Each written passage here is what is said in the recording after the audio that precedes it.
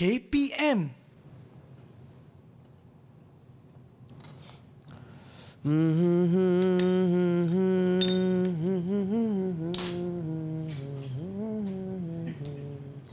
Okey, sodium karbonat dah ada.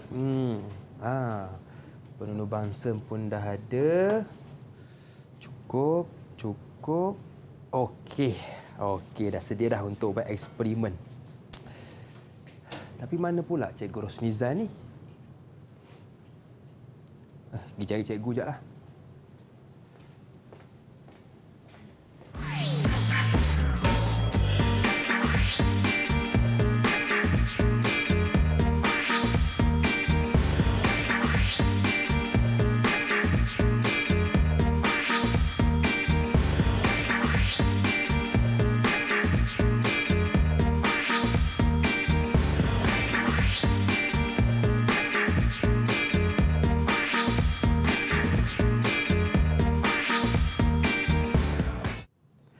Assalamualaikum, apa khabar semua? Selamat datang ke slot menengah atas bersama dengan saya, Lokman Hakim. Baik, hari ini kita nak belajar tentang sains tambahan tingkatan 5 bersama dengan seorang cikgu yang cukup luas pengalamannya, iaitu Cikgu Rosnizan Muhammad, merupakan guru cemerlang sains tambahan dari SMK Tengku Bariah, Kuala Terengganu.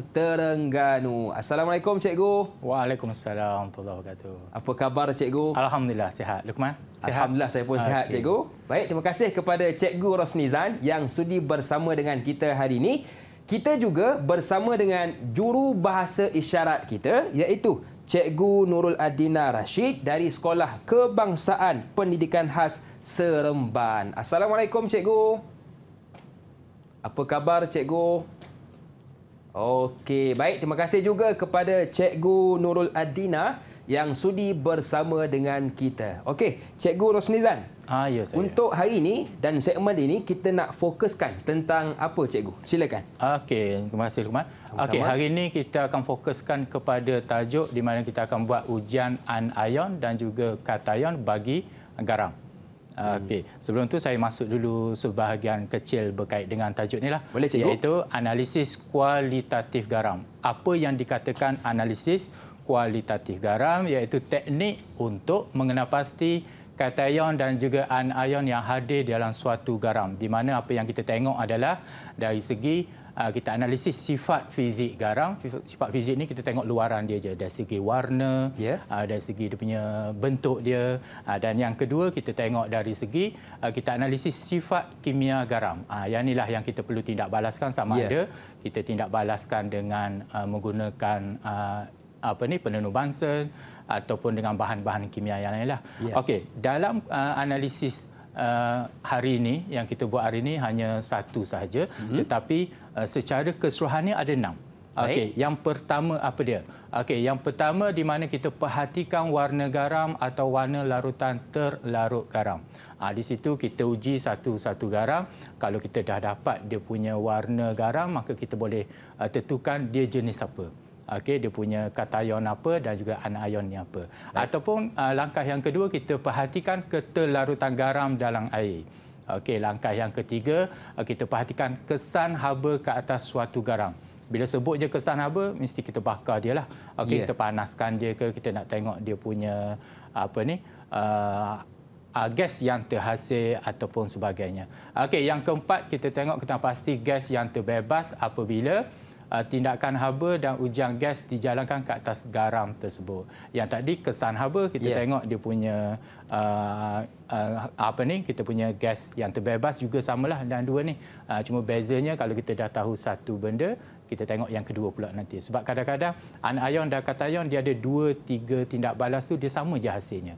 Okey, yang kelima, kita kena pasti mendakan yang terbentuk apabila suatu reagen spesifik diuji ke atas larutan garam berkenaan. Ada beberapa reagen lah yang kita gunakan. Dan yang keenam, kita jalankan ujian pengesahan kehadiran kation dan juga anion. So ada 6 langkah untuk mengenal pasti garam tersebut mengandungi ion-ion apa.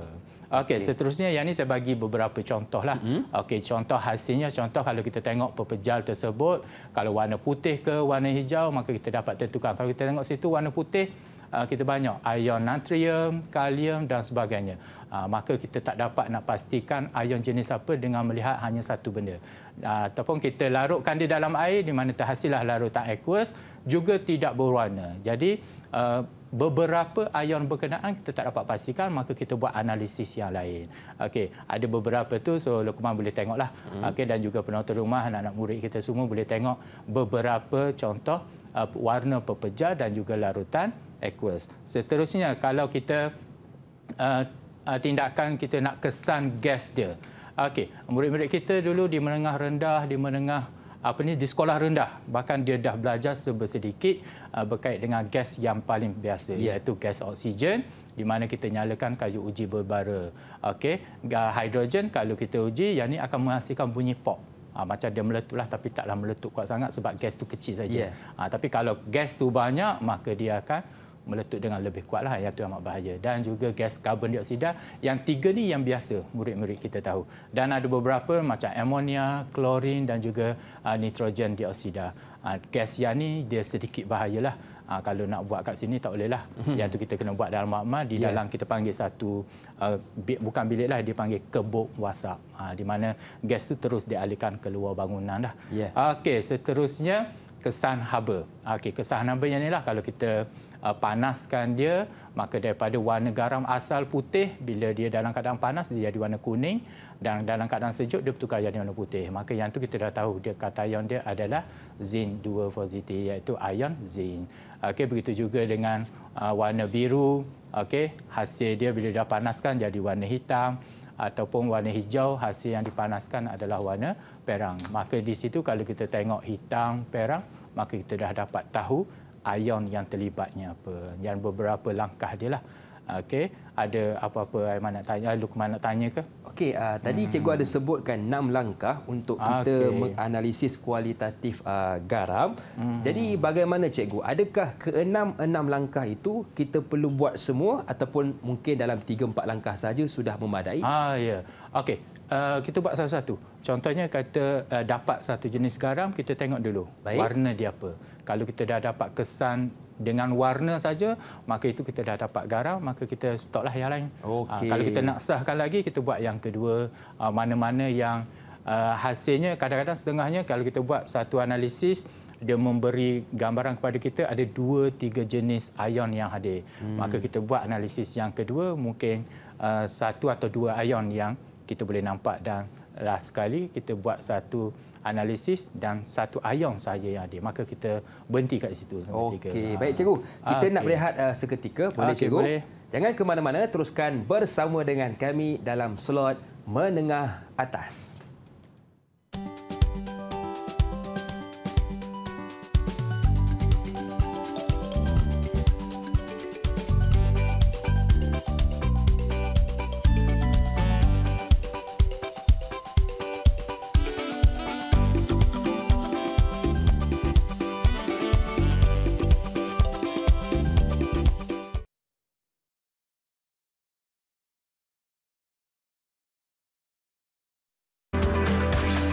Didik TV KPM. Okey kawan-kawan, kembali bersua dalam Menengah Atas bersama dengan saya Luqman Hakim. Baik, untuk segmen ini kita nak buat satu eksperimen untuk menguji anion. Jadi jom kita dengarkan penjelasannya dari cikgu kita, Cikgu Rosnizan. Okey cikgu, silakan. Okey Luqman. Okey, kalau Luqman tengok di hadapan ni semua banyak alat radas yang perlu kita gunakan untuk kita uji anion. Okey, untuk segmen kita. Okey, sebelum kita tengok apa langkah yang perlu kita buat, apa kata kita tengok secara menyeluruh prosedur dia, langkah-langkahnya. Okey, yang pertama kita uji dulu, kita kena pasti ion karbonat CO3 2 negatif. Okey, yang pertama kita kena tuangkan 3 cm padu 1.0 mol per dm padu bagi larutan natrium karbonat ke dalam sebuah tabung uji ataupun tabung didih lah. Okey, yang inilah tabung didih, di mana nanti kita tambahkan asid ke dalamnya.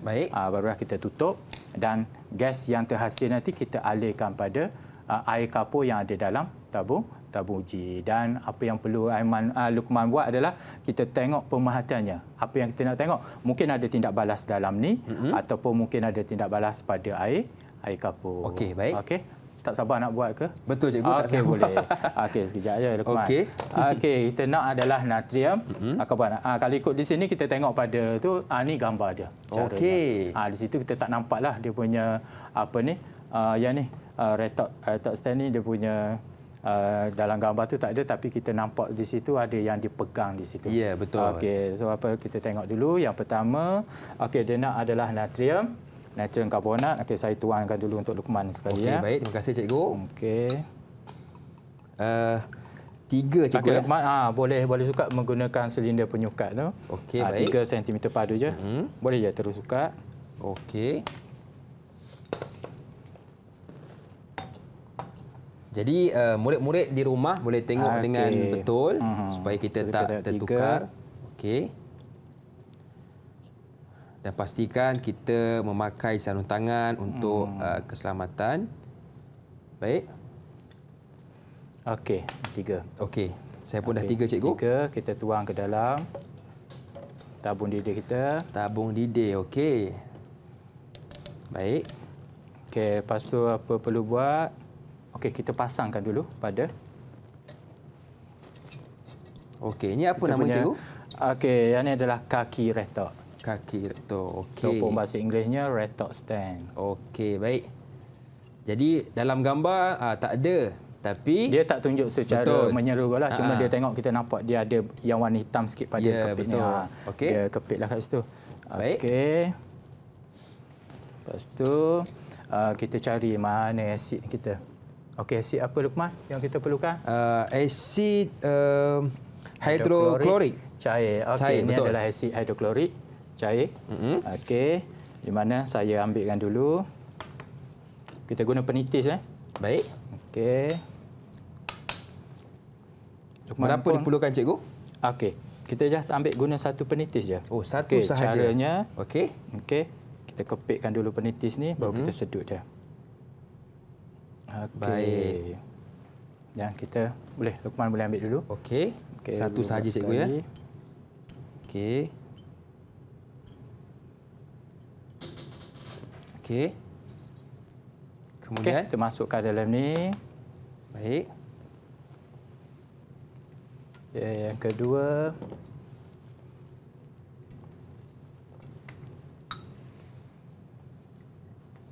Okey, air kapur ni masuk je dalam kita punya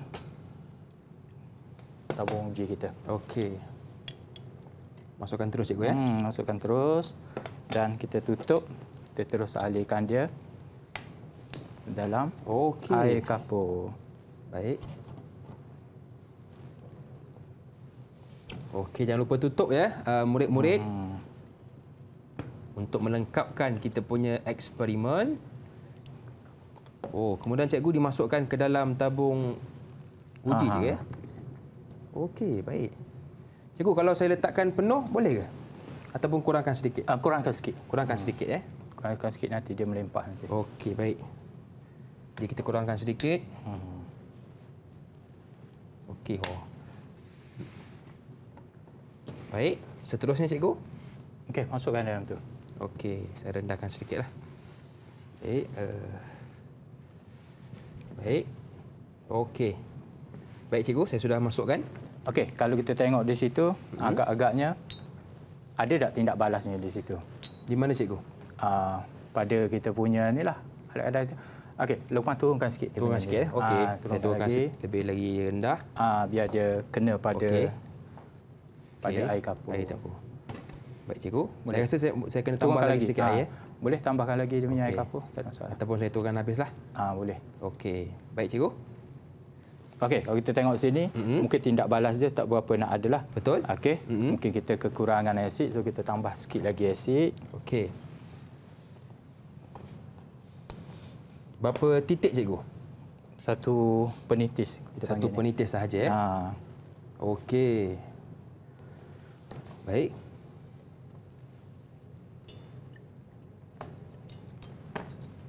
Jadi kena hati-hati ya murid-murid di rumah supaya tak ada apa-apa yang berlaku, kemalangan dan sebagainya ya. Okey, baik. Okey cikgu, saya sudah masukkan. Okey, untuk dia dulu. Okey, baik. Okey, kita biar dulu sementara menunggu hasilnya, Lukman. Okey. Okey, apa kata kita pergi eksperimen yang kedua kita? Baik. Iaitu ujian untuk mengenal pasti ion nitrat. Baik. Okey, yang pertamanya adalah kita tuangkan 2 cm padu, 1.0 mol larutan natrium nitrat. Okey, yang kedua kita tambahkan 2 cm padu asid sulfurik cair. Okey, lepas tu kita tambahkan 2 cm padu. Ini banyak ni, 2 cm, 2 cm, 2 Betul. cm. Okey, larutan ferrum 2 sulfat dan kita goncangkan campuran. Lepas tu baru kita condongkan sikit kita punya tabung uji, kita tambahkan asid sulfurik pekat. Asid sulfurik pekat ni kita kena hati-hatilah. Ya. Okey, dan kita tengok pemerhatiannya. Okey, yang pertama, okey, kita asingkan dulu alat radas yang diperlukan ni. Okey, baik. Okey, yang pertama adalah kita nak larutan natrium nitrat. Betul. Okey, kita guna yang lain Lukman. Okey, Hati-hati tu. bekas yang lain Bekas yang lain. Okey, baik. Jadi kita asingkan bekas yang dah guna. Yang dah guna tu kita letak tepi dulu. Okey. Okey. Natrium nitrat. Okey, ni natrium nitrat. Lukman boleh sukat dulu. Okey. Sebanyak baik. 2 cm. Okey. 2 cm padu.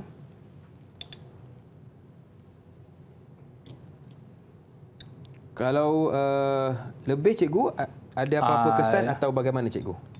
Lebih memang ada kesan je lah sebab kita Okey. kena tengok kuantiti yang betul lah. Okey, baik. Okey. Kita tuang je dalam tabung uji kita. Tabung uji, okey. Jadi ini kalau kita lihat langkah-langkah yang telah ditunjukkan oleh cikgu, semuanya perlu kepada teliti dan juga yang paling penting keselamatan kita supaya kita tak nak apa-apa berlaku Okey, ketika berlaku lepas tu eksperimen. kita nak asid sulfurik Okey. pekat. Okey, yang ni kita guna penitis. Baik. Yang ni asid sulfurik cair pon 2. Okey. 2 Lukman Okey. ambil, masukkan dalam. Okey. 2 juga ya. 2 juga. Okey, baik. Kita masukkan.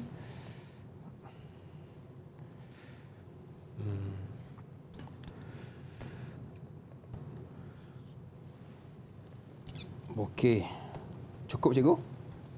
Tengok 2 cukup. Okey. Cukup je. Cukup. Okey. Okey.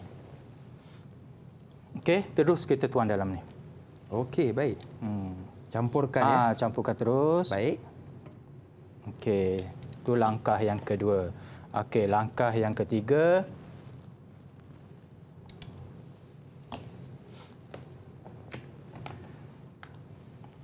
Campurkan. Okey, campurkan 2 cm padu Okey. ferrum. 2 cm cikgu ya. Hmm. Okey, baik. Okey. Okey. Baik. Sikit lagi. Okey, kita goncangkan dia.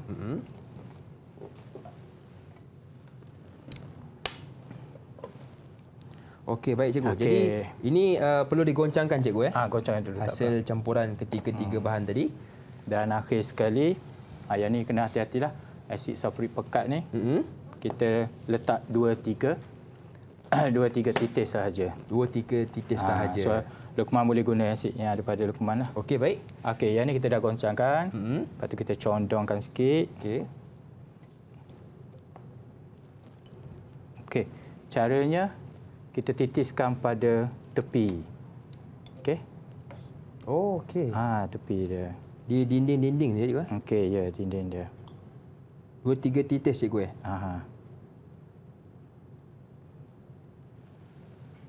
Okey. Oh, saya lupa tadi campurkan yang ini. Okey. Okey, dah. Okay, baik. Dah titiskan dia. Dah ada titik asid belum? Dah cikgu. Tadi saya buat 2 titik. Okey. Tu kita tengoklah apa hasil dia. Okey. Okey. Di sini kalau nampak di sini, kalau Lukman nampaklah, ada satu warna jenis. Betul. Yang saya ni warna lain. Keruh.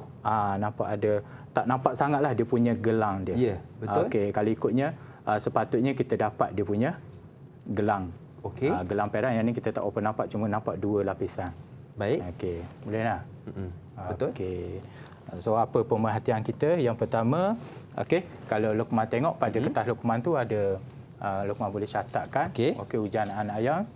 Okey, Lukman boleh tulis pada pemerhatiannya. Okey, yang pertama tadi kita tengok di sini. Okey, kalau Lukman tengok ada tak dia punya anggarannya gelembung-gelembung gas. Okey. So Lukman boleh catatlah. Baik. Apa yang saya nampak cikgu ya? Yang nampak. Okey. Mungkin kita tak open nampak eksperimen kita yang sebenarnya. Jadi apa yang saya perhatikan berdasarkan tabung uji yang pertama tadi yang kita lihat berlakunya gelembung ada sedikit gas. Gelembung gas. Betul. Dan kemudian yang kedua yang ni sedikit air. Dan ni kita tak open nampak dia punya. Betul. Gegelung perangnya. Okey. Baik. Dan yang kedua apa yang saya perhati iaitu berlakunya gegelung perang tak berapa nampak sangatlah. Betul. Okey, tak apa. Okey cikgu. Jadi ini jawapan saya cikgu. Okey, Lukman boleh tampal pada di sini cikgu okey, boleh ya Lukman. Okey, baik. Jadi saya tampalkan pemerhatian yang saya dapat. Boleh guna magnet dah boleh. Okey. Baik. Okey cikgu. Okey, yang tu yang kita dapat yang pertama tadilah. Okey, yang mana Lukman dapat tu. Okey, kalau tengok yang saya buat di sekolah, sepatutnya memang betul lah yang kita nampaknya. Okey, secara rumusannya di sini untuk eksperimen ni kita akan nampak gelembung-gelembung gas dah hasil. Okey, gelembung gas tersebut adalah gas karbon dioksida sebab dia ion karbonat. Okey, dan dia akan sepatutnya mengeruhkan air kapur lah. Cuma sini kita tak berapa nampak secara jelasnya, mungkin kita punya isi padu kita kecil lah. Okey, kalau kita letak banyak lagi mungkin kita akan lebih dapat secara menyeluruh. Dan yang kedua ujian nitrat tadi, okey, kita dapat ni kalau nak fokus pun tak berapa nak nampak dengan jelas. Kita nampak sikit je yang ni, iaitu gegelung perang terhasil. Maksudnya ada setengah muridnya kita panggil cincin perang. Oh, cincin dia ada perang. bulatan dia, ya. Baik. Gegelung perang ataupun cincin perang pada hasilnya lah. Cuma di sini kita nampak sedikit saja dia berwarna perang kat sini. Ya. Okey, so ada Lukman nak tanya apa-apa tak? Okey, jadi kalau kita lihat berdasarkan eksperimen yang telah cikgu ajarkan kepada kita, saya dapat memahami dengan baik ujian untuk anion. Jadi cikgu, kita nak berehat seketika, boleh? Okey, boleh Lukman. Jangan ke mana-mana, teruskan bersama dengan kami dalam Menengah Atas.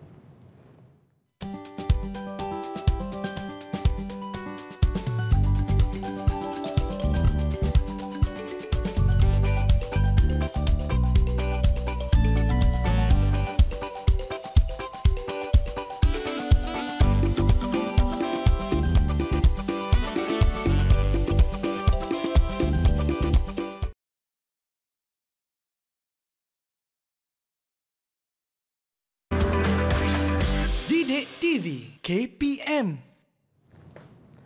Okey kawan-kawan, kalau tengok di atas meja ini kita dipenuhi dengan bahan-bahan eksperimen. Agak-agaknya untuk segmen ini kita nak buat eksperimen tentang apa? Jom kita tanya cikgu kita.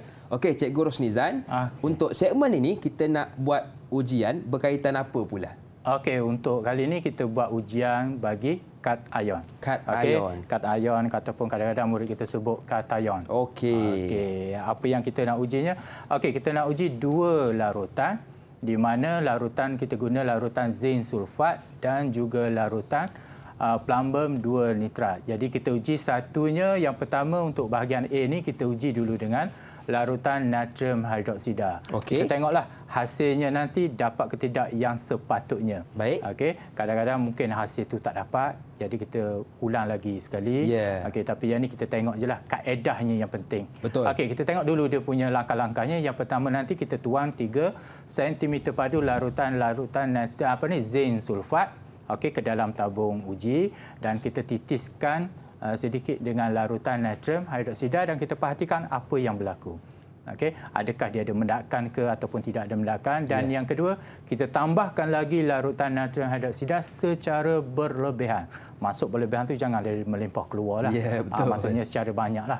Dan kita perhatikan dan catatkan pemerhatian dan kita ulang langkah 1 hingga 5 tetapi kita ubah guna larutan plumbum 2 nitrat. Ini eksperimen yang pertama. Nanti ada lagi eksperimen yang kedua. Yang ni dia mudah aja.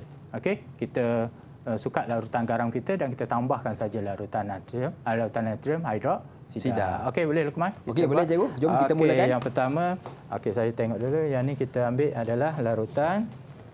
Larutan zinc.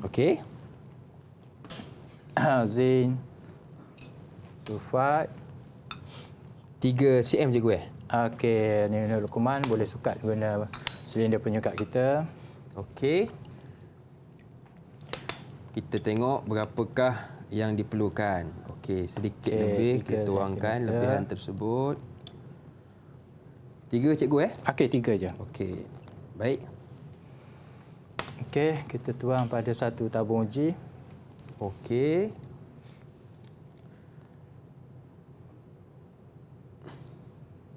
Baik cikgu.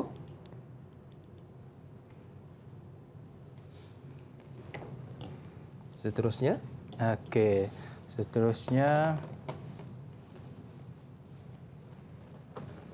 kita guna apa ni? Natrium hidroksida. Mana ada natrium hidroksida? Betul. Yang ni sedikit titisan cikgu yang pertama dulu. Kita golek.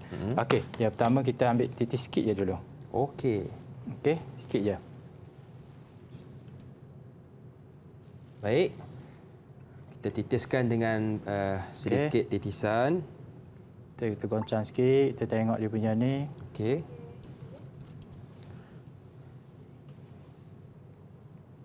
Kita tengok ni tu. Kadang-kadang kalau ikutnya dia ada mendakan ke apa. Lepas tu apa yang perlu kita buat? Kita letak secara berlebihan. Baik. Berlebihan tu kita letak 2 pun boleh. Yang penting jangan sampai melimpah cikgu ya betul. Kita goyangkan, jangan lupa goyangkan. Baik cikgu. Ini kita biarkan dulu sekejap. Yang kedua, kita ulang eksperimen kita dengan larutan plumbum 2 nitrat. Yang ni 5 cikgu Yang ni pun sama 3. Baik. 3. Kita ambil ni. 3 juga. Baik. Cantik. Kemudian campurkan cikgu Ni jangan campur, letak yang tabung uji lain. Supaya saya tak campur lagi. Kalau tak jadi lain nanti. Maafkan saya. Baik cikgu, sudah? Yang ni untuk plumbum 2 nitrat. Kita sama juga kita guna natrium hidroksida. Baik. Dengan beberapa titisan beberapa titis. Apa hasilnya? Nampak beza dengan tadi yang zinc dengan plumbum. Dia menghasilkan apa? Larutan putih. Betul. Kita tambah lagi secara berlebihan. Baik. Kita lihat apa yang akan terjadi jika kita letakkan secara berlebihan. Baik. Adakah dia larut atau tidak, Luqman? Larut tak? Dia menghasilkan larutan putih. Masih lagi larutan putih, lagi pekat kan? Betul, setuju. Maka dia punya yang tadi tak larut lah. Yang tu pemerhatian kita. Baik. Cikgu, seterusnya kita nak buat eksperimen tentang apa pula? Yang tadi kita dah guna natrium hidroksida, Luqman. Yang kedua kita guna larutan ammonia aqueous. Langkah dia sama je, iaitu 3 cm padu zinc sulfat kita tambahkan sedikit larutan amonia dan seterusnya kita tengok dia punya tu tambahkan secara berlebihan. Okey, benda sama je. Okey, yang pertama kita sukat dulu 3 cm padu larutan zinc. Okey. Okey. 3 cm padu. Tuan dalam bekas ni lah. Tabung didih kita atau tabung uji. Baik.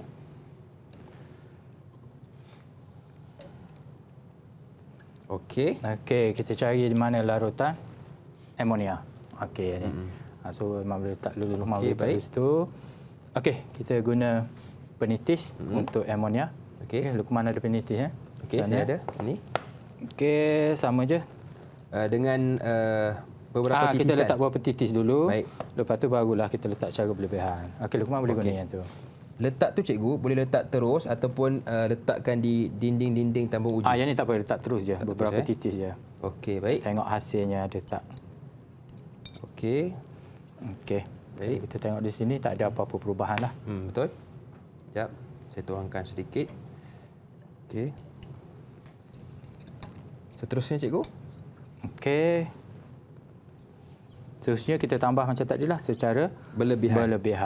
Okey, baik. Kalau ada tindak balas tu tak apalah, kita stop je lah. Kalau tak ada tindak balas pun tak ada masalah. Okey. Baik. Okey, tak nampak apa-apa. Okey, yang kedua kita guna untuk plumbum. Yang tu dah selesai, kita boleh tinggalkan dia dalam rak. Okey. Okey, yang ni untuk plumbum. 3. Okey, sama 3. Okey, baik. Sorry, maafkan saya. Baik. 3 juga, okey. Okey. Okey, juga kita titiskan sedikit.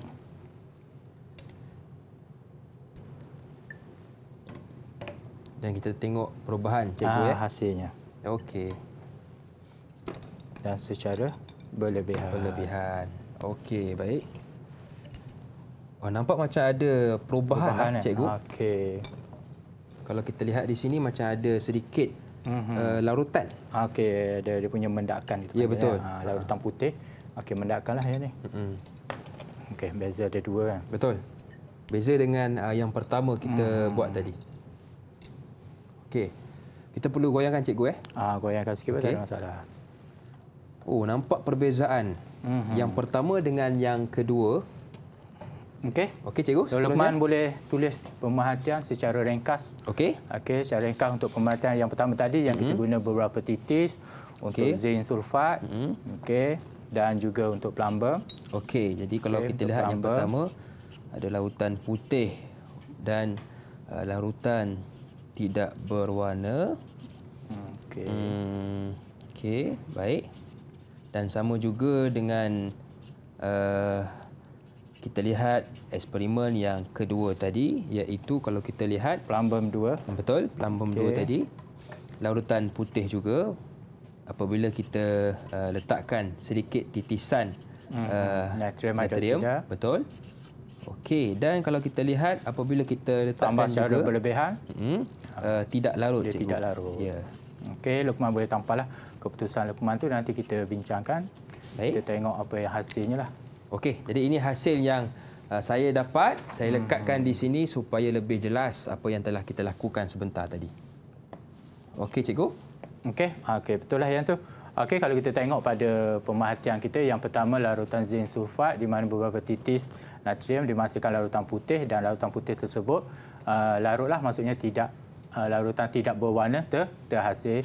Begitu juga dengan kalau guna plumbum, larutan putih yang pertama tadi beberapa titis, kalau secara berlebihan dia tidak larut. Dan yang kedua yang kita guna amonia. Okey, amonia kita tengok pada skrin kita lah hasilnya. Okey, kalau kita tengok zinc tadi larutan tidak berwarna terhasil. Okey, yang ni. Dan kita tambah berlebihan pun sama. Larutan tidak berwarna terhasil. Tapi kalau yang plumbum 2 nitrat tadi, mula-mulanya larutan tidak berwarna.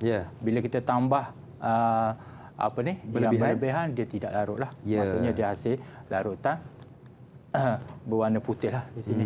Okey, maka yang tu kita boleh bandingkan zinc dengan plumbum. Okey, ada Lukman nak tanya apa-apa tak? Setakat ni jelas cikgu. Dah jelas, dah faham cara kita buat lah. Betul.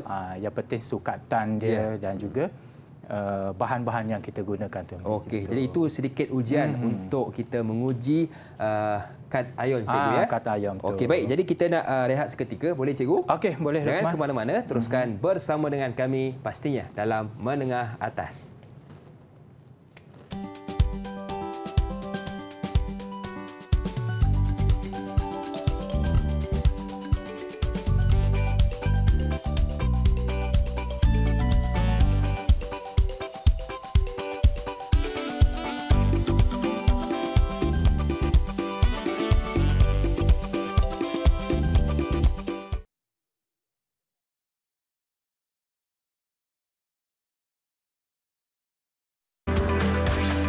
Didik TV KPM.